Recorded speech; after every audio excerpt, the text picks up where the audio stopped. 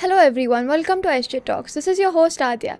And some people shape properties, whereas few other people shape places where people build their lives, dreams, homes, businesses. And today's guest, Mr. Rakesh Talwar, has been doing exactly this for decades.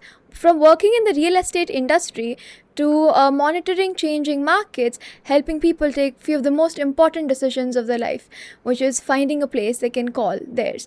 Along with this, he has not just worked in the real estate but also worked in land developments along with building luxury villas and commercial projects. So today let's look into his journey, the insights that he has to share us and everything that he has learned throughout. So let's welcome Mr. Rakesh Talwar. Thank you, Adia, for having me over. It's a pleasure to be with you. Yeah. So, what were you initially interested in, or was it always real estate? So, Adia, when I started my career, the objective was to obviously, like any young growing person, you want to make money. So, that's the first objective. And then I understood that if that's my objective, that goal can be achieved, first of all, by qualifying myself. So I qualified myself into a MBA program, Okay. and I did an MBA program from Andhra University at Vizag. And then I went to the US. I was there for a few months and did a marketing management course as well. So that equipped me to start my sales and marketing career. And sales and marketing, obviously, apart from salary, gives you good commissions and incentives. Yeah. So that would have been meeting my objectives of making money. So that's where the whole dream started and the Okay. path began. Okay. And you said your path began, right? So throughout your whole journey, what do you think has been one of the most impactful periods of your life, or some changing point, let's say?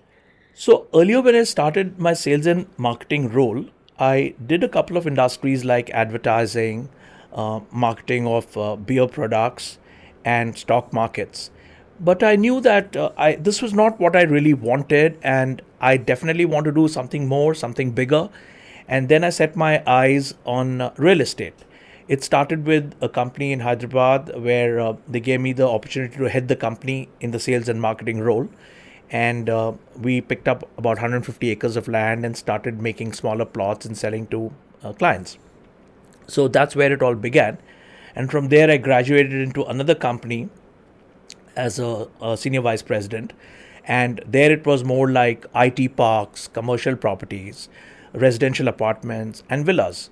So by then, it was about 10, 15 years down the line, and I knew the entire gamut of this business. And I knew that this is where I have to be. And of course, with every sale came my incentive check, and which was more and more exciting for me. So I was getting deeper and deeper pulled into this business. And now, Adya, it's been 30 years and Okay. a fantastic journey as well. Okay. And throughout this journey, what are certain values that you have always carried, or have remained constant? So, Adya, what I see is that we don't have to sell really a product. If we are honest with the client, that is the most important value. I think business will fall automatically. You have to be honest, you have to be truthful, you have to give personalized service, and you have to be available for your client day in and day out. I have instances, Adya, when a client has even called me at 11 in the night for a meeting because he was traveling and he just got back to Hyderabad and next morning he was leaving again. But he wanted to meet me, understand the business, understand the product, and take a call. So I was available for him at 11 in the night. So that kind of personalized service gives a person an edge. And I think sales follows. Sales is just a byproduct. Once I'm able to convince the client that I'm honest, I'm truthful, I'm giving him value for money, he will definitely buy my product. Yes. If not today, he'll come back to me after 3 years. Yes. And he will also give me very good referrals. So one client can give you 10 more clients. But then it all depends on how you build your trust and how you sell your product line through your communication skills to the client. Okay. When you say, like the way you're describing it, clients are really important, right? Very important. And the word of mouth that they spread around is also Absolutely. extremely important. So do you remember your first client?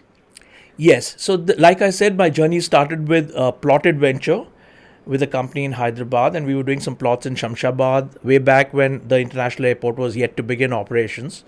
And we were going and selling that land as a destination because the airport was coming up. So we were approaching so many people, and we were contacting through phone calls, because those days you didn't have WhatsApp and internet much actively. And we would go to door in residential colonies, buildings. And then obviously I met a lot of people, and they would ask me, why should we buy into Shamshabad? And then we would tell the story of the airport. And yeah, I can't tell you one specific client, but yeah, for selling that 140, 150 acres, I must have met about 1,000, 1,500 people on my own. I had a team of about 200 people, being the sales head there in that company. But I thought that if I really want to get hands-on experience, then I should be actually going on the field and going into the clients' homes, going into the residential apartments, and marketing the product. So I would do that, and along with my team, we were about 200 of us. We would go, then start getting rejections. People would not buy because they would not understand how is an international airport going to help this land grow. And every rejection made me more and more determined to become more aggressive, go back again into the market till we got that first sale. So when we got that first sale, which was, I think in those days, a meager 6-7 lakh rupees, it was like I've achieved the world. Yeah. And then the life began. Okay. And as you said, rejection is something that you probably faced a lot in this field, right? Is it something that you were always used to, or is it something that naturally built upon you after multiple tries? So like I said, I earlier marketed media, that is advertising, and liquor industry, that is beer products. In beer products, there's no rejection. Yeah. Everything is positive because everybody wants to buy and drink. But in real estate, if I meet 100 clients, I would be rejected 97 times. So it's only 3-4% who actually want to listen to you and buy into your story, because it is going to cost money. And for everybody, buying a property, a land, a house, a apartment is a dream. See, in this huge population of India, how many of us actually own houses? The percentage is very small. Very small. Yeah. And there are so many below the poverty line who can't even think of owning properties and houses. So yeah, the rejection is very, very high. And then the conversion starts happening within that 3-4% lot. Each conversion puts you in a different high. Okay. And this story goes back to maybe the 60s, when my dad used to tell me that 3 things you can never fail. That is roti, kapda and makan. Okay. These things will always sell. People will want food to eat. People will want a home to stay. And people will want clothes to wear. So out of the 3 industries, I chose real estate, the makan part. Okay. I really like the line and the suggestion. Thank you. That it's very interesting. Thank you. And along with that, you've been in this field for almost 30 years, as Yes. you have said, right? Yes. How was it like entering real estate first time, and how do you think it has changed right now? What is the expansion of change? Yes, there is a dramatic change in the last 25-30 years. When we started this business, I'll give you some examples. We used to market by physical brochures. So we would have to print brochures of our apartment complex or the plotted venture we are doing. Then we would have to go door to door and we would have to hand these out. Then we would meet people in their residences and try to pitch. Now in the last 25 years, there's no concept of a brochure. It's all eradicated. It's all digital now. Yeah. So everything moves digitally. We actually don't have to move from place to place. We call clients from our database. We take referrals and just send an e-brochure. So the brochure became an e-brochure. Yeah. And the physical movement of going to somebody's house got changed by video calls. Yeah. Today I sit in Hyderabad and I market properties in London. I market properties in Dubai. I market properties in Bangkok. They just come online. They see the site. They see the apartment complex. They do a video walkthrough of the apartment. Then on phone we do the pricing and we sell. Today, maximum number of properties sold in Dubai are from people from Hyderabad. Yeah. And they've never been to Dubai. Okay. So everything is electronic now, and that hardship of physical movement is stopped, and the hardship of printing brochures and going through that rigmarole is all over. Okay, so it's become really convenient Yes. by the way you put it out, Yes. right? But is there something you really miss about how it used to be back then that you wish was still going on right now? In that sense, a one-to-one interaction, because being a Gemini by birth and a sales professional, my most important aspect in a sale is to meet people. A one-to-one interaction is something I miss, because now 70% of the times I don't do a one-to-one interaction. Okay. I do it, but I do it on phone or Yeah. on a call or stuff like that. It's not face to It's not. face. It's not Yeah. going and sitting with somebody and doing, Yeah. because you really don't need all that right now. Yeah. People don't give you the time also. So yeah, that one-to-one interaction I definitely miss. Okay. Like I said, I'm a people's man. I'd always like to meet people, talk, explain, interact, build confidence, build trust, Okay. build faith, and then my business comes into place. Okay. As you're saying, you were a people's man, right? And you sound really confident. Were you always like that when you were a child? How was your childhood like? Yes. So, like I said, being a Gemini by birth, by star sign, yes, I'm a very, very extremely confident person. Even in my social groups, with my friends, with my relatives, I am definitely called the loudmouth Okay. because I am confident. I say what I want and I say it openly. I don't hesitate. I don't hide back anything. And I definitely say what I want to say. So, yes, it's always been like that. Okay. And in this journey, like when we have a journey, there are lots of ups and downs that we face, right? So, can we know a story when you faced failure and things felt really hard, but you worked past it to become the person you are now? So, the failure is a part of everybody's life. Yeah. We are not born with golden spoons that everything is going to fall into our lap. Every day, in Hindi we call it a sangharsh, is a fight. And you will have failures. Till there is life, there is failure and there is gain. You will have both. So I will not really point it down to one instance. There are many instances of failures where we have invested time, we've invested money, we've chased a client, a big client, and hoping that we will get a success, and it's not happened. Okay. While it has put us into a slightly negative mode, but then, end of the day, you realize that this is a part of life. You have to live with this. And if there are 7 failures, there are 3 successes as well. Yeah. And each success gives you a high. It gives you a kick beyond anything. Anything, yes. And you have worked with so many projects till now, right? Yes. So can we get like what were one of your favorite projects that you really Right. enjoyed working with? Yeah, that's a good one. I think every company I worked in capacity as a vice president or as a CMO, the whole responsibility of the sales team and marketing of the products was given to me. Like I said, I've done all verticals, whether it is residential apartments or villas, or it is a commercial project, or it is an ITSEZ, special economic zone, as they call it, or it's a villa project, or it is just selling land. But my favorite would really be a villa project in Raidurgam in Hyderabad. Okay. Raidurgam was coming up way back, 14, 15 years ago.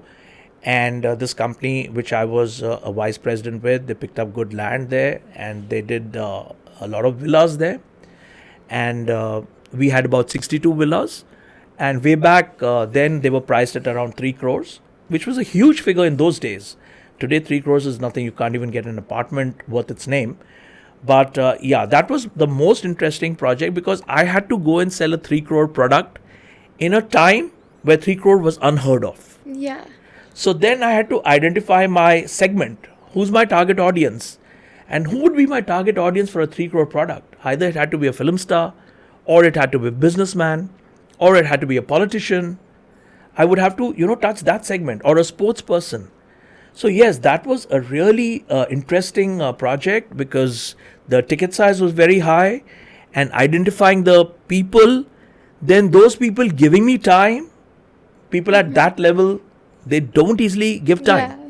Either they are traveling or they put you on to their secretaries or next in command. They don't give you appearance and time.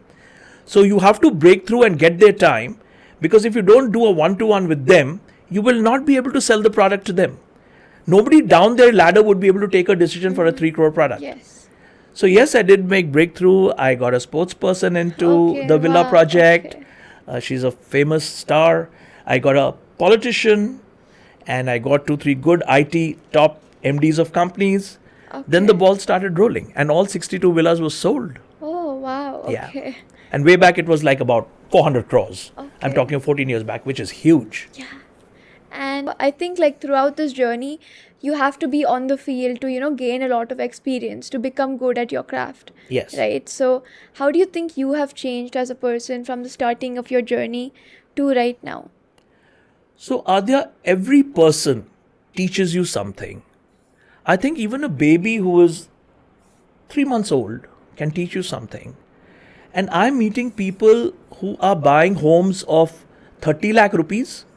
I'm meeting people who are buying homes of 3 crore rupees.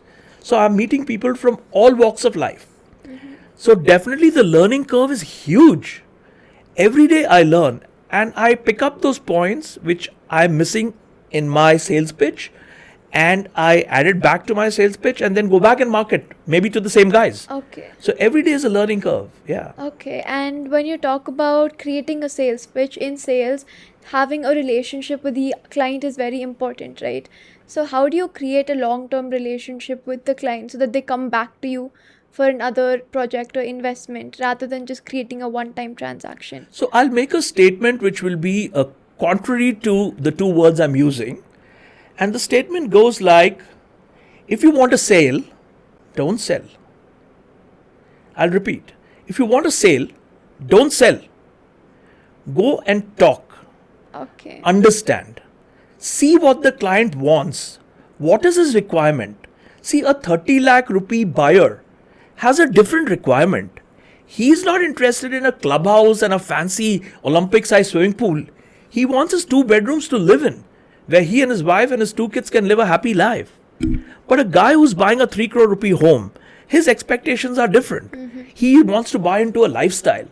He wants a clubhouse, he wants a gymnasium, he wants a health club, he wants a spa. He wants everything. He wants good roads, he wants good greenery, good trees, good plants in his project. So the need is different. Every person has a different requirement. So as a sales guy, it's my job to go sit and understand the need and then tailor make the product to fit that need. Okay. See, what is good for Tom may not be good for Jerry. Yes. It varies from person to person. So like I said at the outset of this sentence, if you want to sell, don't sell. Go and understand, go and talk, go and learn, and then provide the solution. Okay, so personalizing Absolutely. your service for the client is Absolutely. very important. Very important. And you think that creates long-term value? So I would like to give you an example here. There is a client who is a very, very big client, and he asked me for a particular requirement. And I gave him that requirement, and I kind of followed it up for maybe 6-7 months, and they did not convert to a sale. Okay. So normally what would have happened, a salesperson would just say, oh man, I tried so much, it didn't work. Let me, leave this guy alone.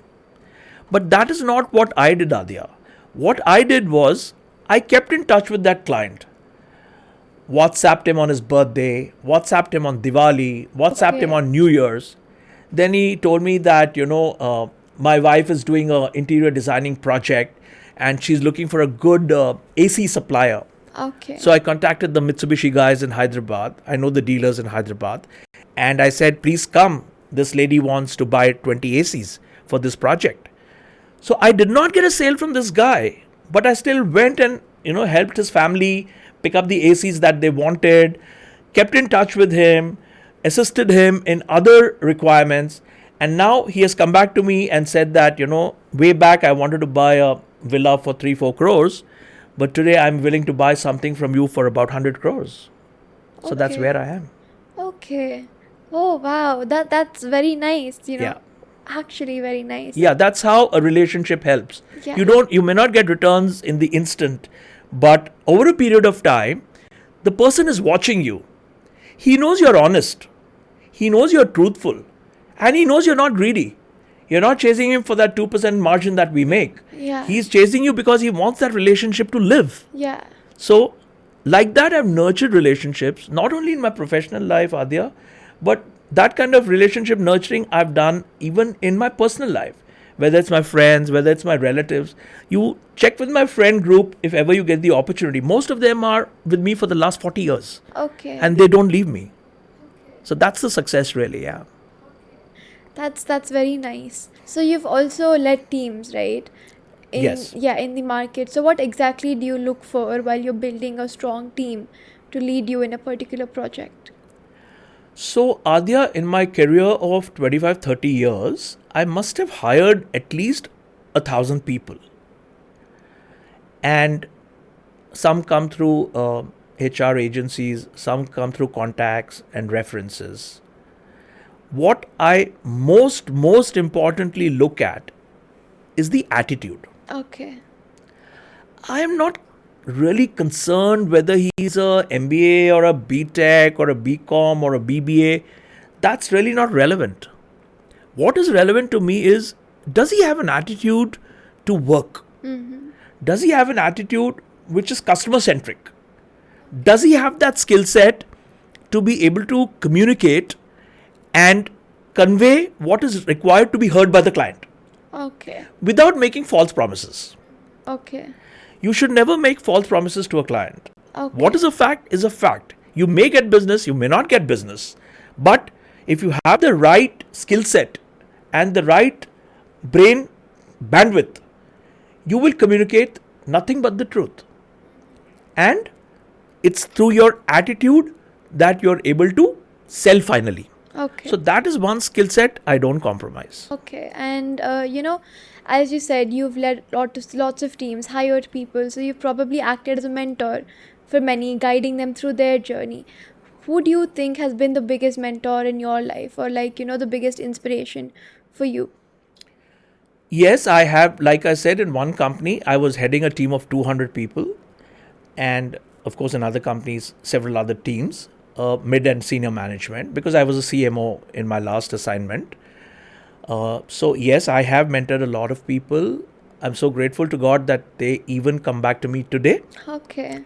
They are in very good positions in Hyderabad, Bombay, Kuala Lumpur, Dubai, and they call me on my birthday, they wish me, they keep in touch with me because they think I'm their godfather. Okay. I've given them a path in life, and because of that education, mentoring, guiding, they have reached where they have reached today. So, as far as I'm concerned, I think it starts from my dad.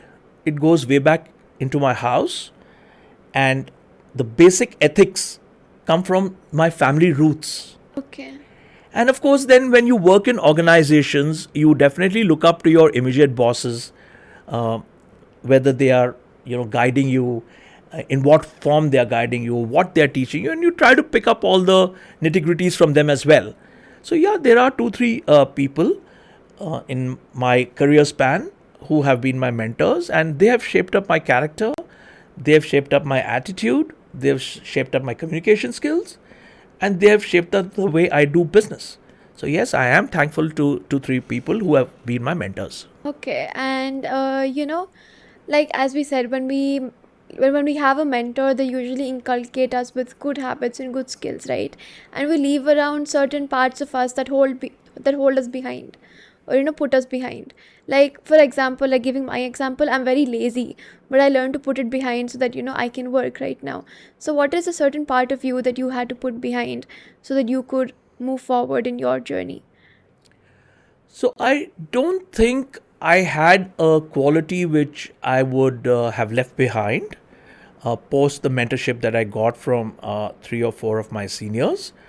But what was inculcated in me through my mentors and through my parents was like the truthfulness and the honesty part of it, which I took it forward. So there was not really any quality which I left behind as such. Okay. Yeah. Okay. And you've been in this industry for so long, right? Yes. What are certain difficulties you face while working in the real estate industry that you think not many people are aware of? So basically, the larger segment today, I'll talk of the Hyderabad market, is more of the IT professionals and the middle class segment who are buying into properties ranging from 80 lakhs to 1.5 crores. So what I find is these people have to be really educated well, not educated in the sense of qualification, but in the knowledge of what they need to look at before they actually buy. A lot of people look at the price. Okay. But for me, price is something I put in the back seat. It's in the back burner. What they have to really look at is who is the builder? Okay. Does he provide quality? Has he delivered products? Has he delivered on time? Has he lived up to his commitments? Okay. Price is not everything. But here I find most of the buyers, first question they ask is, what is the price? Okay. So I keep telling them and guiding them that, sir, please don't worry about the price. First, look at the product, the background, the deliverables of the builder, the quality he's going to achieve for you. That's going to hold you in the long term. Price 100, 200 rupees a square feet, this side, that side, let's not worry about too much. And second thing, a lot of people are still not aware that all our real estate business today in India is coming under the RERA, R-E-R-A. So we are guided by certain norms, rules and regulations. And if a builder is RERA registered, then it is really good to go with him. Okay. Rather than a builder who's not registered. Okay. So these aspects we need to really guide our clients. Okay, and talking about Hyderabad has become very important in the real estate market right now. We can say it's rising, right? So what do you think makes Hyderabad a compelling real estate place, and where do you think you should advise people to invest in Hyderabad? Yes. So I have friends and relatives staying across the globe, and they do visit me once in a while in Hyderabad. So there was this friend of mine who came from New York the other day, and I said, come, I'll take you for a drive. So we went down for a drive into high-tech city and Gachibowli and financial district. And I was looking at his face, and he was asking me, he said, hey Rakesh, are we in Hyderabad, or are we in Sheikh Zayed Road, Dubai, or are we in Manhattan? Okay. He was stunned that we have something like 150 high rises now in Hyderabad in different stages of construction. All the buildings are scintillating with LED lights in the night, and the glitter of these buildings can be compared to any of the top line buildings in Sheikh Zayed Road in Dubai or in Manhattan. Yes, Hyderabad is now there. We are on the world map as far as real estate is concerned. And why has this happened? This has happened for very good government policies by the erstwhile BRS government, and followed by now the Revanth Reddy Congress government. They have given so much of fillip to the city. Let's talk of the international airport. I was in Paris 2 years ago. The airport is pathetic. Okay. And then I came, and obviously I landed at the Rajiv Gandhi Airport in Hyderabad. It is magnificent. Okay. The kind of glamour that this airport has, the facilities, the automatic check-in, the immigration counters, it's unparalleled. Then you go to the outer ring road. You can travel anywhere from anywhere in Hyderabad in 20 minutes at high speeds of 100 kilometers per hour. And now we have the inner ring road coming, which you must have read about and heard about. Then you have the metro rail. It takes 5 lakh passengers every day. So your streets are now decongesting. Then you have flyovers. You have green zones. You have parks. You have so much happening in Hyderabad that the world is now looking to invest in Hyderabad. That's why Hyderabad has grown, because for every real estate business to thrive, you need good infrastructure. And we are bang on. Okay.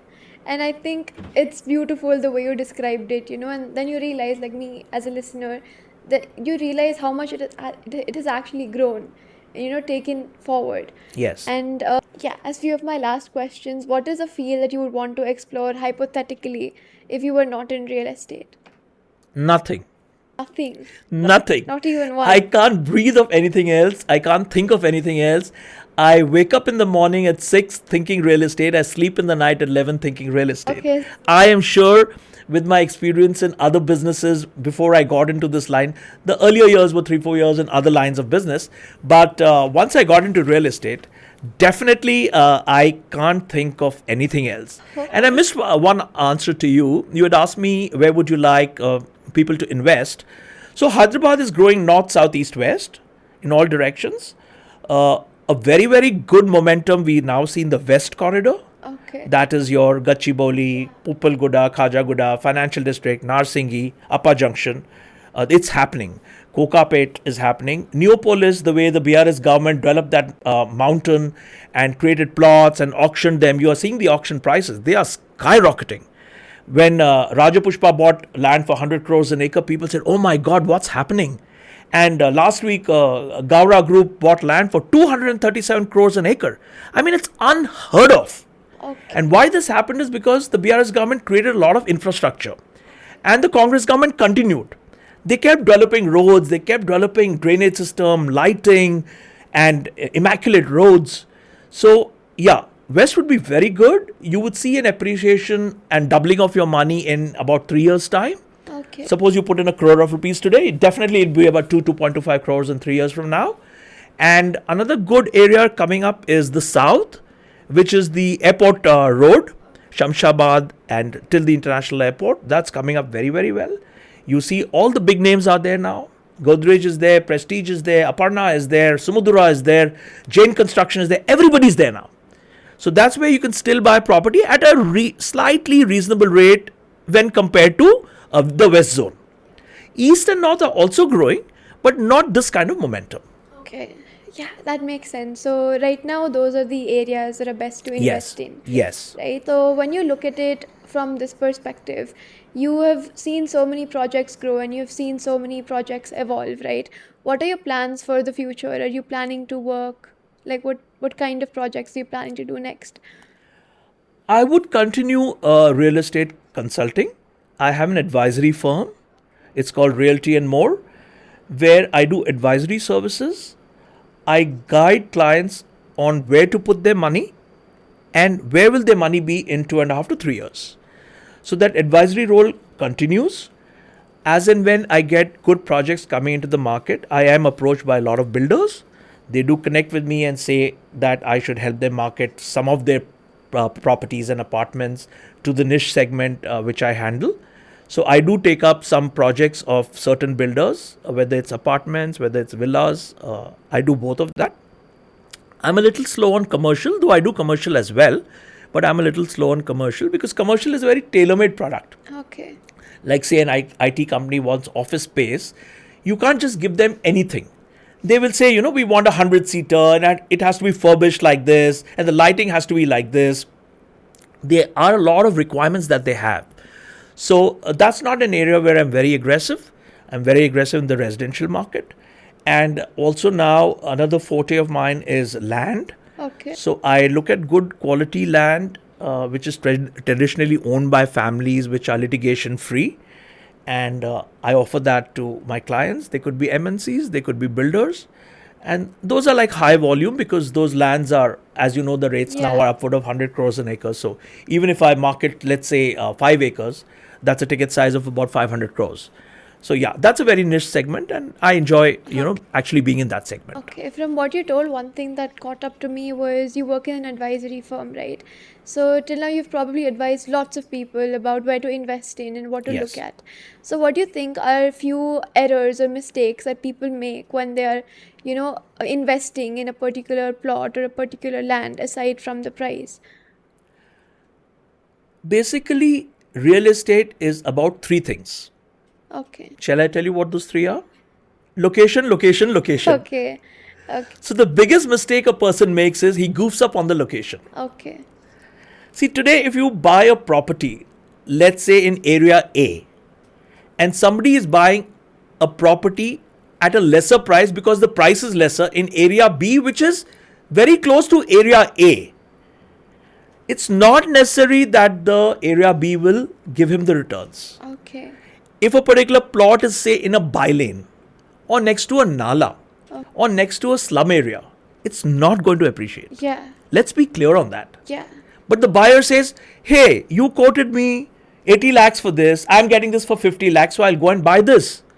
That's the mistake he makes. Okay. To save that 30 lakhs, he puts money in a property which is not going to grow.